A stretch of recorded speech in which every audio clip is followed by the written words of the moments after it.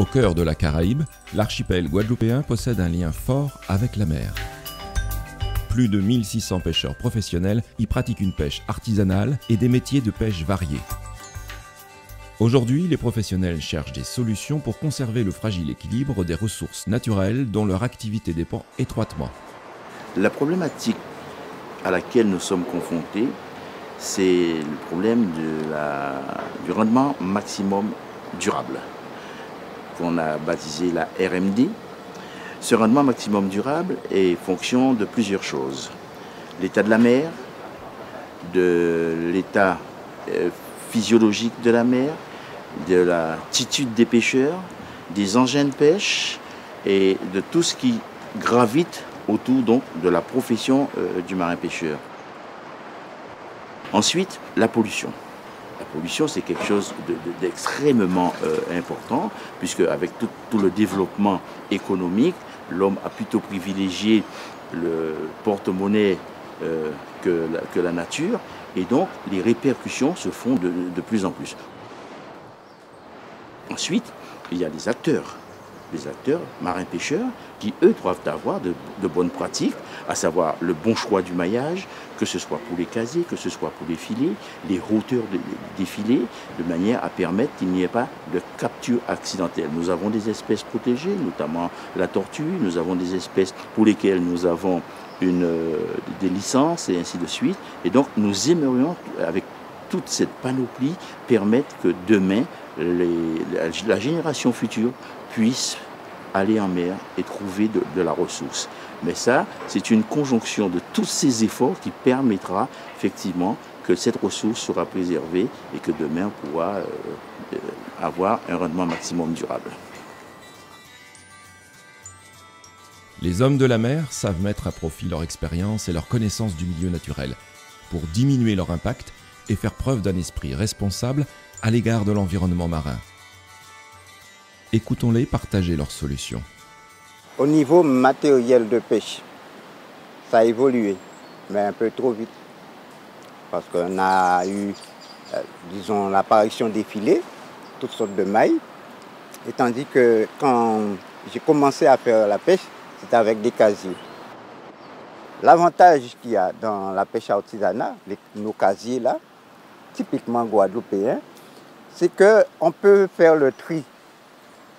En soulevant le casier, tout ce qui est trop petit, on peut le rejeter à l'eau. Mais le filet, ce n'est pas ça. C'est rarement qu'on va trouver des petits poissons comme pour un machin, parce que dès qu'il se fait prendre au filet, c'est la morsure. Je ne dis pas d'arrêter le filet, hein. Non, mais c'est essayer de trouver l'équilibre au niveau de la profession pour qu'il n'y ait pas trop de tueries inutiles. Ouais, je pense qu'il y a une part de surpêche, quoi, hein. Que le poisson n'a plus le temps de vieillir, quoi. On ne laisse plus le temps. Je pense qu'il y a plusieurs solutions. Il y aurait certes faire des saisons de filet, par exemple faire une saison pour la langouste, laisser reposer 3-4 mois dans l'année pour la langouste, 3-4 mois pour le poisson, comme on a fait pour le lambi. Pour le lambi ça a marché, donc sûrement ça marchera pour le reste. Moi pour pêcher mes langoustes, j'utilise un trimaille en maille 70, avec des mailles 70 pour limiter la capture de petits poissons. Parce que j'ai trouvé qu'en agrandissant les mailles, je ne pêchais pas beaucoup moins de langoustes, mais par contre, je faisais beaucoup moins de capture de poissons et tout ce qui va avec. Les filets sont beaucoup moins sales. Je trouve que c'est bien mieux. J'ai toujours fait de la plongée. Mon père était apnéiste, donc on a baigné dedans depuis tout petit. Et j'ai aimé, je suis resté dedans et je continue à y rester. Et voilà, c'est une passion, quoi. En plus du métier, c'est une passion. On a le choix de tirer ou pas le poisson qu'on voit. Donc, sachant si c'est une variété qui est en disparition ou pas, on peut le tirer, la grosseur, on peut choisir. On trouve de tout, hein.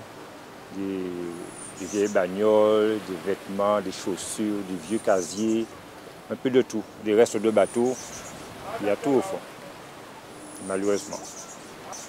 Quand on trouve des déchets en haute mer, c'est clair aussi, c'est des déchets qu'on ne peut pas enlever en mer. On va les laisser, certes, mais les déchets qu'on trouve quand on est tout près de la mer, on peut les enlever parce que moi je suis ici, où vous voyez à cet endroit, c'est toujours propre. puisque c'est moi, pêcheur, qui l'exploite cet endroit. Il faut avoir de la propreté. L'enjeu pour les engins de pêche, c'est la sélectivité. On cible l'espèce en préservant toutes les autres.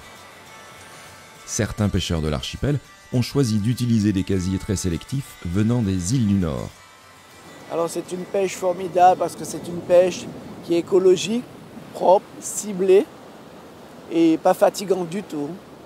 Alors pour la langouste, c'est très intéressant parce que c'est une langouste qui n'est pas mutilée, n'est pas abîmée comme elle est en général avec les filets. Et on n'a qu'à extraire la langouste des casiers, les remettre à l'eau quand elles ont des œufs. Quand elles sont trop petites, on les relâche aussi rapidement. On les met dans des viviers par la suite et on retourne les récupérer à la demande des restaurateurs ou des particuliers. On commence à en parler et je dois descendre là-bas voir comment sont faits ces casiers pour pouvoir les introduire ici, les mettre ici et travailler avec, puisque j'en ai beaucoup entendu parler, ça marche très bien. Et donc ça éviterait de poser des filets, effectivement, donc protection du fond, éviter de tuer des poissons, éviter tout ce qu'il y a, des tortues aussi. Si ça, cela, c'est la solution, je pense que la Guadeloupe va aussi s'y mettre. Mais au début, tout le monde me disait « mais ça ne va pas marcher tes petits paniers à œufs ». Mais aujourd'hui, je constate que mes paniers à œufs marchent très bien, il y a des œufs dedans. Et ils commencent à se rapprocher de moi, me demander, comme je leur ai proposé au départ, de leur montrer comment fabriquer ces casiers. Ma condition est de « je vous montre, mais en échange, vous brûlez vos filets à langouste ». C'est ma seule condition et on les brûle ensemble s'il faut.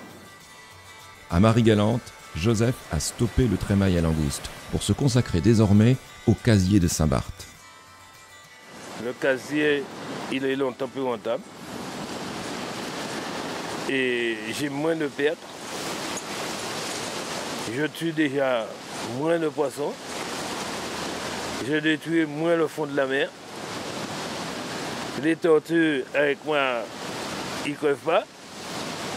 J'ai des filets neufs que il y a au moins 5 ans que j'avais acheté pour remonter. Toi. Ils sont dans les boîtes toujours. Toi.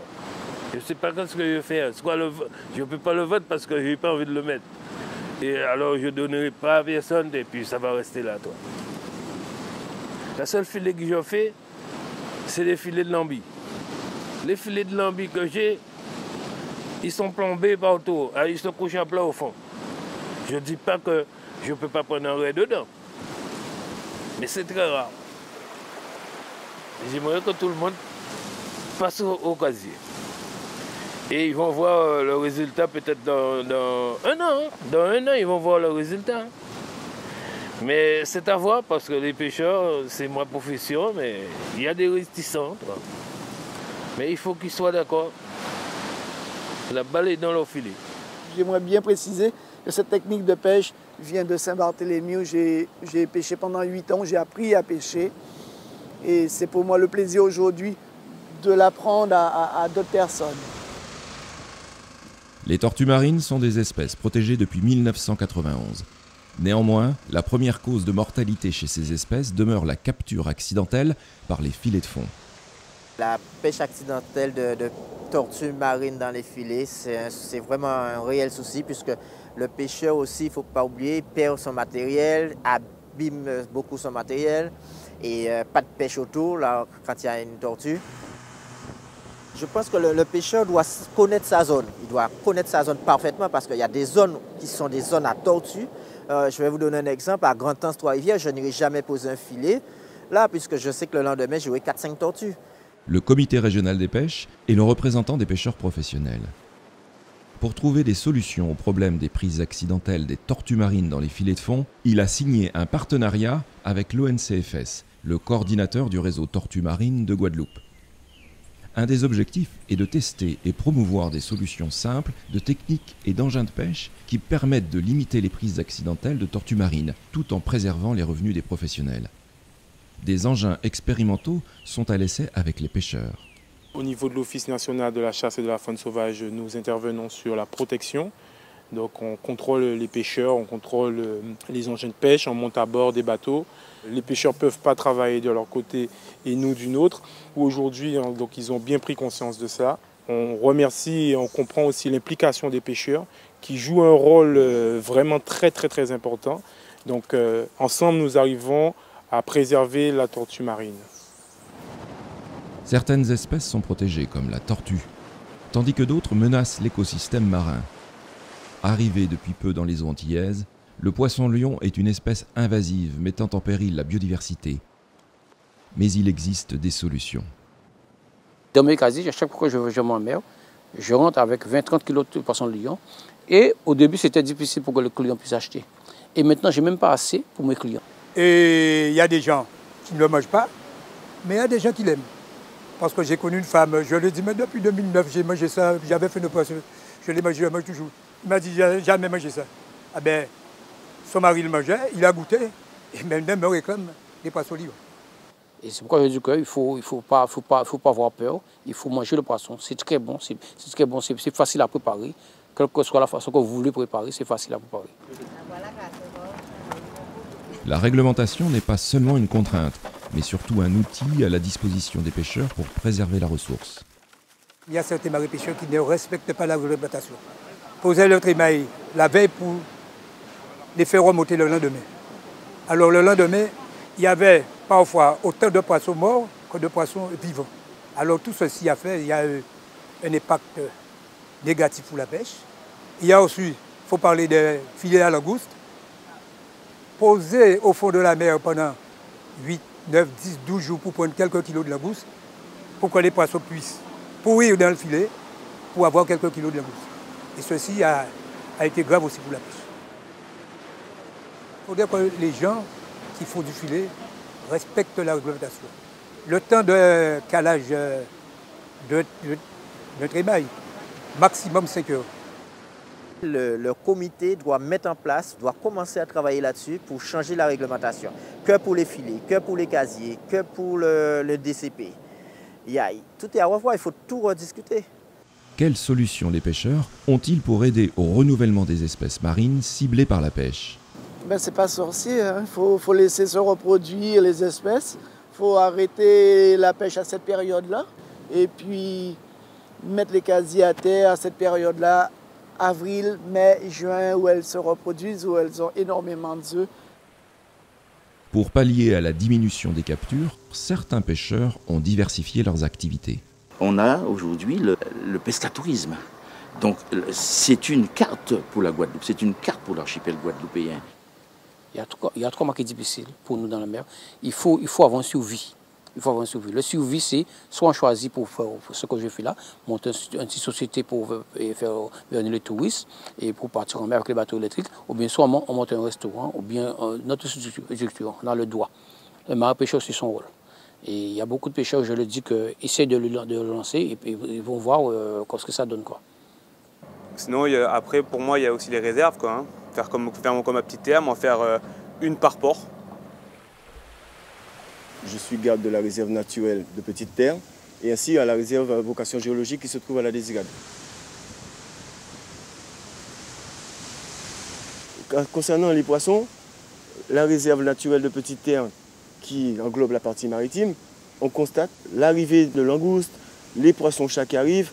Ça, c'est dû aussi à la protection de cette réserve qui est mise en place depuis 1998. Là, les pêcheurs sont conscients. Et s'ils pouvaient avoir d'autres réserves, je parlais de cantonnement, pas vraiment fermées comme la réserve de Petite Terre qui est fermée toute l'année à la pêche, et je pense que ce serait l'idéal. Une réserve, c'est vraiment important. Je dis ça tous les jours, même mes collègues de travail, je dis qu'on a ces réserves-là pour nous, on essaie de le respecter. Parce que ça va nous rapporter pour nos enfants de demain aussi. Parce que les poissons, ils viennent dans la réserve, ils font le petit dans la réserve, ils grossissent dans la réserve, après quelques temps, ils s'en vont. Et nous, on a nos casiers, on a nos filets, on les récupère. Ça nous permet de pêcher un peu plus. Et c'est pourquoi je dis que c'est une chose qui est vraiment intéressante, qui apporte pour nous. Lorsqu'on veut savoir où aller, il faut savoir où on est. Et si on n'a pas une idée de l'état de la ressource, aujourd'hui, on ne pourra pas savoir comment la gérer. Et l'état de la ressource, ça va être par les informations que vont nous donner les marins-pêcheurs, et donc nous permettront de savoir, d'avoir une ligne et de pouvoir décider de demain quelle sera la meilleure réglementation adaptée à la pêche guadeloupéenne. Les pêcheurs de l'archipel guadeloupéen, par leur connaissance et leur savoir-faire, ont décidé qu'il est important de fédérer pour une meilleure gestion de la pêche. Le comité régional des pêches est un outil à leur disposition pour fédérer cette énergie. J'aimerais effectivement qu'il y ait une coopération, qu'il y ait un main dans la main, de manière à ce que nous puissions canaliser toute cette énergie pour pouvoir développer la pêche durable que nous souhaitons tous. Alors, venez au comité.